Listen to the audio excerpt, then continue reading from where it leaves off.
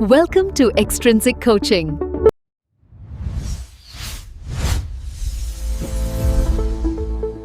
Welcome to Extrinsic Coaching.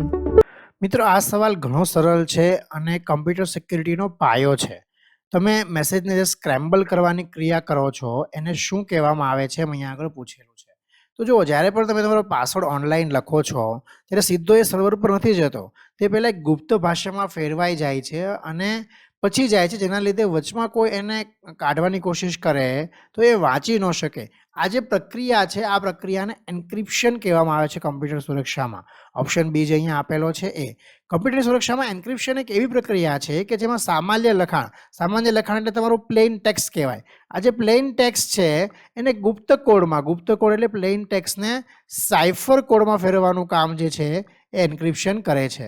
અને આનો હેતુ કોઈ અધિકૃત વ્યક્તિ, મતલબ તમે કહી શકો કે અનઓથોરાઇઝ પર્સન જે છે એ ડેટાને જુએ તો એ સમજી ના શકે, એ આનો ઉપયોગ છે. કોઈ પણ તમારી માહિતી સરળતાથી વાંચી ન શકે. ફોર એક્ઝામ્પલ, મેં પાસવર્ડ સેટ કર્યો 1 2 3 4, તો આ પાસવર્ડને જે છે એન્ક્રિપ્શન કરી નાખશે. આવું XYZ@9 હેશ પર આવું કંઈક જે છે, મતલબ PQ આવી લેંગ્વેજમાં ફરી નાખશે. હવે આમાં શું સમજાય તમને? આમાં કાંઈ ન સમજાય. તો આ જે છે આ કેવું લખાણ કહેવાય? આને સાયફર કોડ કહેવાય. આ તમારું પ્લેન ટેક્સ્ટ છે. અને ડિક્રિપ્શન જે છે આ ગુપ્ત લખાણને ફરીથી આ 1 2 3 4માં ફેરવવું, એટલે આ જે પ્રક્રિયા છે આ પ્રક્રિયાને ડિક્રિપ્શન કહેવાય. પણ એના માટે તમારી પાસે કી હોવી જોઈએ તો જ તમે કરી શકો. ડિક્રિપ્શન એટલે એન્ક્રિપ્શનથી બિલકુલ વિરુદ્ધ પ્રક્રિયા છે. ગુપ્ત લખાણને ફરીથી વાંચી શકાય એમાં ફેરવવું. હવે આ હેશિંગ અહીંયા આપેલું છે શું છે? આ પણ ડેટાને બદલવાની પ્રક્રિયા છે. તમે એન્ક્રિપ્શનથી અલગ છે એમ કહી શકો, પણ હેશિંગમાં ડેટાને એક ફિક્સ લંબાઈના કોડમાં ફેરવવામાં આવે છે.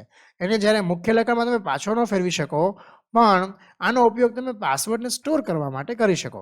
અને ઓથેન્ટિકેશન એટલે શું થાય મિત્રો? આનો અર્થ એવો છે કે તમે સિસ્ટમ ખાતરી કરે છે કે જે વ્યક્તિ લોગિન કરે છે તે જ વ્યક્તિ જેનો લોગિન કરવાનો દાવો કરે છે એ જ છે કે નહીં.